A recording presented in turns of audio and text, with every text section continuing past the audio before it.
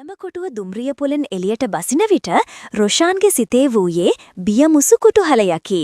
ගමේ හැදි වැඩෙන උහුට මේ දැවන්ත නගරය අමුත්තක් මෙන්ම අභියෝගයක්ද විය. විශ්වවිද්‍යාල වරම් ලැබූ බවට නිවසේ පැවති සතුට දැන් හදවතේ කොනක තනිකමක් බවට පෙරළෙමින් තිබිනි.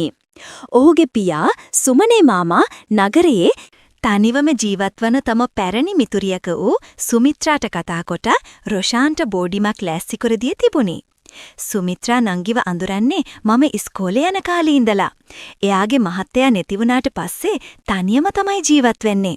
දරුවොත් නෑ. පුතාට අම්ම කෙනෙක් වගේ බලා ගනීවි. ඒත් පරිස්සමෙන් ඉන්න පුතේ. තාත්තාගේ අවසන් වචන ටික ඔහුගේ සිතේ දෝංකාර දුනි. ඒත් පරිස්සමමින් යන්නෙන් ඔහු අදහස් කළේ කුමක්දයි රොෂාන්ට නොතේරුණි. ත්‍රිරෝද රථය පටුමාවතක් දිගේ ගොස් දෙමහල් නිවසක් ඉදිරිපිට නැවතුණි. පරණතාලයේ වුවත් එය ඊතා පිළිවෙලට තබා තිබූ අතර කුඩා ගෙවත්ත සේපාලිකා මල් සුවඳින් සුවඳවත් වී තිබිනි. ගේට්ටුව ඇරගෙන ඇතුළට යත්ම සාලයේ දොරකඩට පෙමිණියේ මෙදිවියේ පසුවදා තවමත් තරුණ පෙනුමක් රැඳුණු සුන්දර කාන්තාවකි. ඇය ඇඳ සිටි චීත්ත ගවුමෙන් ඇගේ චාම් බවත් මුහුණේ රැඳි කරුණාවන්ත සිනහවෙන් ඇගේ උණුසුම් හදවතත් මනවින් පිළිඹු විය. රොෂාන් පුතා නේද? එන්න පුතේ ඇතුළට. ඇය කතා කළේ සීනු හඩක් වැනි කටහඬකිනි. ඔව් නැන්දේ. රොෂාන් බෑග් ටික මිදුලේ තබා ඇයට ආචාර කළේය. මම සුමිත්‍රා. නැන්ද කිව්වට කමක් නෑ. සුමනේ අයියා කතා කළා. පුතා එනකන් මම බලම් හිදියේ. ඇගේ පිළිගැනීම කෙතරම් උණුසුම් වීද යත් රොෂාන්ගේ සිතේ තිබූ බියසෙක දුරු වී ගියේය. ඇය ඔහුට කාමරය පෙන්නුවාය. එය කුඩා වුවත් ඊතා පිරිසිදු පිළිවෙල කාමරයක් විය. බෝඩිමේ තවත් සිසුන් තිදෙනෙක් සිටි නමුත් ඔවුන් ඒ වන විට විශ්වවිද්‍යාලයට ගොස් තිබුණි. පුතා නාගෙන එන්න මම් තේ හදන්නම්. ඇය සිනාසෙමින් කීවාය. එදින රාත්‍රියේ කෑම මේසයේදී ඔවුන් බොහෝ දේ කතා කළා. සුමිත්‍රා නැන්දා තම ජීවිතය ගැන වැඩියමක් නොකීවද රොෂාන්ගේ ගම ගැන, පවුලේ අය ගැන සහ ඔහුගේ අධ්‍යාපන කටයුතු ගැන බොහෝ උනන්දුවෙන් විමසුවාය. ඇය විසින්ම පිස තිබූ ආහාර කෙතරම් රසවත් වී දයත් රොෂාන්ට තම මව සිහිවිය. කෑමෙන් පසු පිඟන් සෝදන විට ඇය ඔහුට උදව් කළාය. කුස්සියේ වූ නිහඬතාවය බිඳී ගියේ වතුරේ ශබ්දයෙන් පමණි. එක් මොහොතක පිඟානක් මාරු කරන විට ඔවුන්ගේ දැස් එකිනෙක බෙටුනි. ඒ නිමේෂයේදී වචනවලින් කිව නොහැකි ගෞරවය මුසු වූ අවබෝධයක් ඔවුන් දෙදෙනා අතර ගලා ගියක් මෙන් රොෂාන්ට දැනිනි. එය හුදු ආකර්ෂණයකට වඩා ගැඹුරු යමක් විය. බෝඩිමේ ජීවිතය සති කිහිපයක් සංසුන්ව ගෙවී ගියේය. සුමිත්‍රා නැන්දා රොෂාන්ට තම පුතෙකුට මෙන් සැලකුවාය. නමුත් ටික දිනක් යත්ම එම සංසුන් බව පිටුපස සැඟවුණු අමුත්තක් රොෂාන්ට දැනෙන්නට විය.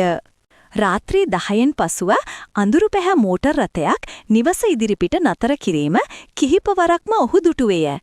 එයින් බසින කළු ඇඳුම් ඇඳගත් පුද්ගලයන් දෙදෙනෙකු කෙලින්ම නිවසට ඇතුළු වේ. ඔවුන් කතාබහ කරන්නේ ඊතා පහත් හඬිනි. ඔවුන් කවුදයිදයි දිනක් රොෂාන් සුමිත්‍රාගෙන් ඇසූ විට ඇගේ මුහුණ ක්ෂණයකින් වෙනස් විය. ඒ මගේ පරණ හිතවතුන් පිරිසක් පුතේ. එයාලා වැඩ ඇරිලා එනකොට රෑ වෙනවා.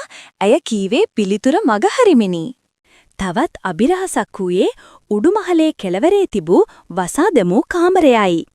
එය නිතරම අගුළු දමා තිබූ අතර එහි යතුර තිබුණේ සුමිත්‍රා නැන්දා ළඟ පමණි. දිනක් දහවල් කාලයේදී බෝඩිමේ අන් කිසිවෙකුත් නොවූ මොහොතක එම කාමරය දෙසින් යමෙකු වේදනාවේ හඩනවා වැනි යටපත් වූ විලාපයක හඩක් රොෂාන්ට ඇසිනි. ඔහු ගැස්සී ගියේය. ඔහු ඒ ගැන සුමිත්‍රාගෙන් විමසූ විට ඇය සිනාසී "අනේ පුතේ, ඕක පරණ බඩු දාලා තියෙන කාමරයක්." සමහර විට හුළඟට ජනේලයක්වත් සද්ද කරනවා ඇති යයි කීවාය. නමුත් ඇගේ දැස්වල වූයේ බියක් බව රොෂාන් දුටුවේය. මේ අතර රොෂාන්ගේ පියාගෙන් නිතර දුරකථන ඇමතුම් ලැබුණි. "කොහොමද පුතේ? සුමිත්‍රා නංගි හොඳින් බලාගන්නවද? එයා හොඳ කෙනෙක් තමයි. ඒත් එයාගේ අතීතේ ටිකක් සංකීර්ණයි. ඒ නිසා හැමදේම ගැන ටිකක් ඇහැගාගෙන ඉන්න." ඔහු කීවේය. තාත්තා යමක් සගවන බව රොෂාන්ට තදින්ම දැනිනි. දිනක් සුමිත්‍රා නැන්දා පොලට ගිය වේලාවක රොෂාන් සාලය අස්පස් කරමින් සිටියේය. පැරණි පොත් රාක්කයක් පිටුපස තිබී දූවිලි බැඳුණු ඡායාරූප ඇල්බමයක් ඔහුට හමු විය. කුතුහලයෙන් එය පෙරලන විට එහි වූයේ සුමිත්‍රා නැන්දාගේ තරුණ කාලයේ ඡායාරූපයි. එක් ඡායාරූපයක ඇය තරුණයෙකුගේ කරේ අත දාගෙන ඉතා සතුටින් සිනාසෙමින් සිටියාය. ඒ ඇගේ මියගිය සැමියා නොවන බව රොෂාන් දැන සිටියේ සැමියාගේ ඡායාරූපය සාලයේ එල්ලා තිබූ බැවිනි. ඔහු ඒ කවුදයි සිතමින් සිටන විට සුමිත්‍රා නැන්දා නිවසට පැමිණියාය. රොෂාන් අත තිබූ ඇල්බමය දුටු සැනින් ඇගේ මුහුණ ගිනිගත්තාක් මෙන් රතු විය. කවුද පුතාට කිව්වේ අනුන්ගේ පරණ බඩු අදින්න? ඇය කෑගැසුවේ කිසිදා නොදුටු කෝපයකිනි. රොෂාන් බියෙන් වෙවුලුවේය. ඇය ඔහුගේ අතින් ඇල්බමය උදුරාගෙන තම කාමරයට ගොස් දොර වසා ගත්තාය. අබිරහස් සිදුවීම් මැදියේ වුවද රොෂාන් සහ සුමිත්‍රා අතර වූ බැඳීම දිනෙන් දින ශක්තිමත් විය. ඇල්බමේ පිළිබඳ සිදුවීමෙන් පසු දින සුමිත්‍රා රොෂාන්ගෙන් සමාව අයද සිටියාය. "මට සමාවෙන්න පුතේ. ඒ පරණ දේවල් මට වෙනකොට මට මාවම පාලනය කරගන්න බැරි වෙනවා." ඇය කීවේ කඳුළු පිරිදෙනෙතිනි. රොෂාන් ඇගේ අත අල්ලා ගත්තේය. "කමක් නෑ නැන්දේ, මම තේරුම් ගන්නවා." ඔහු කීවේය. ඒ මොහොතේ වයස් පරතරය සමාජ සම්මතයන් සියල්ල අමතක වී ඔවුන්ගේ සිත් එකිනෙකට බැඳී ඇති බව දෙදෙනාටම දැනිනි. දිනක් රොෂාන්ට තද උණක් වැළඳුණි. ඔහුට ඇඳෙන් නැගිටීමටවත් නොහැකි වියා. සුමිත්‍රා නැන්දා විශ්වවිද්‍යාලයට පණිවිඩයක් යවා ඔහුට මවක් මෙන් උවටෙන් කළාය. ඇය ඔහුගේ නළලට තෙත රෙදි තබමින් උණුසුම් කැඳ කවමින් ඔහු නිදාගන්නාතුරු ඔහුගේ හිස පිරිමදිමින් ඔහු අසලම රැඳී සිටියාය. ඇගේ ඇඟිලි තුඩුවලින් දැනුණු සෙනෙහස රොෂාන්ගේ සිතට ගෙන දුන්නේ අපමණ සෙනසීමකි. ඔහුට සිතුනේ මේ ආරක්ෂාව සහ සෙනෙහස කිසිදා අහිමි නොවේවා කියාය. සති අන්තයක අනෙක් සිසුන් සියල්ලෝම තම ගම්වලට ගොස් සිටියා. එදින දහවල් සිටම අහස කළු කරගෙන පැවති අතර සවස් වන විට දඩි වර්ෂාවක් ඇදහැලෙන්නට විය. සුමිත්‍රා සහ රොෂාන් පමණක් නිවසේ තනි විය. වැස්සේ සිසිලසත් සමග ඔවුන් දෙදෙනා සාලයේ ජනේලය අසල පුටු දෙකක වාඩි වී උණුසුම් කෝපි කෝප්ප තොලගාමින් සිටියහ. වචනයක් වත් කතා නොකළද ඒ නිහඬතාවය තුල ඔවුන් බොහෝ දේ කතා කළහ. රොෂාන් හොරෙන් ඇය දෙස බැලිය. වැහි බිඳු වැටෙන දෙස බලා සිටින ඇගේ මුහුණේ වූයේ ගැඹුරු වේදනාවකි. එදින රාත්‍රියේ වර්ෂාව මදක් තුරල් වූ පසු රොෂාන් මිදුලට බැස්සේය. සඳ එළිය වලාකුළු අතරින් මිදී අඹග්‍රස යට වූ බංකුව මත තනිවම වාඩි වී සිටි සුමිත්‍රා නැන්දාගේ රුව මත පතිත වී තිබුණි. ඇය නිහඬවම අඬනු ඔහු දුටුවේය. ඔහු සෙමින් ඇය අසලට ගියේය. "නැන්දේ, ඇයි මේ?" ඇය ගැස්සී ගියායා. ඔහුගේ කටහඬ ඇසීමෙන් ඇගේ වේදනාව තවත් උත්සන්න වූවක් මෙන් ඇය ඔහුගේ උරහිසට හිස තබාගෙන හඬන්නට පටන් ගත්තාය. රොෂාන් කිසිවක් නොකියා සෙනෙහසින් ඇගේ පිටට ටට්ටු කළේය. "මම ගොඩාක් තනි වෙලා පුතේ, ගොඩාක් තනි වෙලා." ඇය කිඳිරුවාය. ඒ මොහොතේ ඔවුන්ව බැඳ තැබූ නැන්ද පුතා යන ලේබලයට වඩා එහා ගිය එකිනෙකාගේ වේදනාව නිහඬවම හඳුනාගත් ආත්ම දෙකක ගැඹුරු බැඳීමක් පමණක් එහි ඉතිරි විය. අහසේ පායා තිබූ සඳ ඒ නිහඬ සැනසීමට එකම සාක්ෂිකරු විය. දිනක් රාත්‍රියේ රොෂාන් තම කාමරයේ පාඩම් කරමින් සිටියේය. හදිසියේම ඔහුද සුමිත්‍රා නැන්දා දුරකථනයෙන් කතා කරන හඬ ඇසිනි. ඇය කතා කළේ ඉතා රහසිගතව, නමුත් කලබලේනි. "මුදල් සූදානම්. ඒත් ඔහුව තවත් මෙහෙ තියාගන්න එක අවදානම්. මිනිස්සුන්ට සැක හිතෙනවා. මං කියන තැනට හෙට ඔහු එක්ක එන්නම්." රොෂාන්ගේ හදවත ගැහෙන්නට විය. "ඔහුව යනු කවුද?" ඇය මුදල් ගනුදෙනුවක් ගැන කතා කරන්නේ ඇයි? ඔහුගේ සිතට නැගුණේ බිහිසුණු සිතුවිලියකි. අනෙක් බෝඩිමේ සිසුන්ගෙන් ඔහුට දැනගන්නට ලැබී තිබුණේ ඔහු පැමිණීමට පෙර එහි නැවතී සිටි තරුණයෙකු හදිසියම පිට වී ගොස් ඇති බවයි. පොලිසියට පැමිණිලි කර නැතත් ඒ ගැන විවිධ කටකටා පැතිලී තිබුණි. ඒ සිදුවීමට සුමිත්‍රා නැන්දාගේ සම්බන්ධයක් තිබේද? වසා දැමූ කාමරයේ රහසයද? රොෂාන්ට නිදා ගැනීමට නොහැකි විය. පසුදා උදෑසන සුමිත්‍රා නැන්දා ඉතා කලබලයෙන් උඩුමහලට යනවා ඔහුට ටුවේය. ඇගේ අතේ ආහාර පිඟානක් විය. මෙය තවදුරටත් බලා සිටිය නොහැකි බව ඔහුට තේරුණි. ඔහු ඇය පසුපස ගියේය. ඇය වසා තිබූ කාමරයේ දොර අගුල විවෘත කෙලාය. සුමිත්‍රා නැන්දේ රොෂාන් හයියෙන් කතා කළය. ඇය ගැස්සී හැරුණාය. ඇගේ මුහුණ සුදුමැලි වී තිබුණි. පුතේ, ඔයා මෙහෙ? මට ඇත්ත දැනගන්න ඕන නැන්දේ. කවුද මේ කාමරේ ඉන්නේ? කලින් මෙහෙ ඉඳලා බිය කෙනාට මොකද වුනේ? ඔයා මොනවා හරි හංගනවද? සුමිත්‍රාගේ දෑසින් කඳුළු ගලා ආවේය.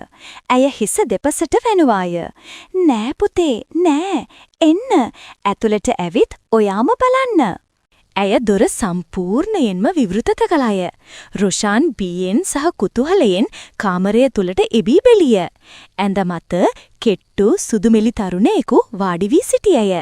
ඔහුගේ දැස් නිසලව එක තැනක රැඳී තිබුණි. ඔහු රොෂාන් එදා ඡායාරූප ඇල්බමේ දුටු තරුණයාමය. මේ කවුද? මේ මගේ මල්ලි නිලාන්ත. සුමිත්‍රා කඳුළු අතරින් කීවාය.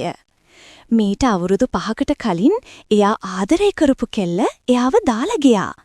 ඒ කම්පණයෙන් එයාගේ මනස විකල් වුණා. අම්මයි තාත්තයි නැති නිසා එයාව බලාගන්න හිටියේ මම විතරයි. මානසික රෝහලකට දාන්න මගේ හිත ඉඩ දුන්නේ නෑ පුතේ. ඒ නිසා මම එයාව මෙහි තියාගෙන රහසින් බලාගත්තා. රොෂාන්ගේ සිත කම්පාවෙන් පිරී ගියේය. එතකොට අර රැට එන මිනිස්සු? ඒ වෛද්‍යවරයෙකුයි හෙදියකුයි. එයාලා එන්නේ මල්ලිව බලන්න. මම ඒකට ලොකු ගාණක් ගෙවනවා. දුරකථන ඇමතුම අර මුදල්? මල්ලිට දැන් මෙහෙ ඉන්න එක හොඳ නෑ පුතේ. එයාට විශේෂ සාත්තු සේවාවක් තියෙන පෞද්ගලික තැනකට යවන්න ඕන. ඒකට ලොකු මුදලක් යනවා. මගේ ඉඩමක් විකුණලා තමයි මම ඒ මුදල් හොයාගත්තේ. මම කතා කළේ ඒ තැනට. ඔහුව තියාගන්න බෑ කිව්වේ මල්ලිට මේ විදිහට තවත් වද දෙන්න බෑ කියන එකයි. එතකොට කලින් බෝඩිමේ හිටපු කෙනා? එයා මල්ලි ගැන දැනගත්තා. ඒ රහස අවියක් කරගෙන මගේ අසරණකමෙන් ප්‍රයෝජන අරගෙන මගෙන් අයුතු විදිහට මුදල් ඉල්ලුවා. මම මගේ රත්තරන් බඩු ටික උගස් තියලා එයා ඉල්ලපු මුදල දීලා ආයේ මේ පලාතෙවත් කරදරයක් නොකර ඉන්න කියලා එයාට යන්න කිව්වා. නැත්තම් එයා මේ රහස එලි කරයි කියලා මම බය වුණා. සියලු රහස් හෙළි වී තිබුණි. රොෂාන් සුමිත්‍රා දෙස බැලුවේ අපමණ ගෞරවයකිනි. මේ ගැහැණිය තම සොයුරා වෙනුවෙන් කෙතරම් විශාල කැපකිරීමක් කර තිබේද? ඇය තනිවම කෙතරම් විශාල බරක් උසුලා තිබේද? ඔහු ඉදිරියට ගොස් ඇගේ අත් දෙකම තදින් අල්ලාගත්තේය. නැන්දේ, ඔයා තනි වෙලා නෑ. මම ඉන්නවා. අපි දෙන්නම එකතු වෙලා මල්ලිව බලාගමු. සුමිත්‍රා ඔහුගේ දැස් දෙස බැලුවාය. ඒ දැස්වල වූයේ ආදරය, විශ්වාසය සහ රැකවරණයයි. ඇය වසර ගණනාවක් පුරා සෙවූ සැනසීම ඒ දැස්වල තිබුණි. සමාජය කුමක් කීවද, ඔවුන්ගේ වයස් පරතරය කුමක් වුවද, ඒ මොහොතේ ඔවුන්ගේ ආත්ම එකිනෙකට බැඳී ඇති බව ඔවුහු දැන සිටියා. අභිරහසේ අඳුරු සෙවණලි පහව ගොස් අවබෝධයේ සහ සෙනෙහසේ නව උදාවක් ඔවුන්ගේ ජීවිතවලට උදා වී තිබුණේ. බෝඩිම තව දුරටත් අභිරහස් මන්දිරයක් නොව අනාගත බලාපොරොත්තු වලින් පිරුණු ඔවුන්ගේ ආරක්ෂිත නවාතන බවට පත්වෙමින් තිබිනි.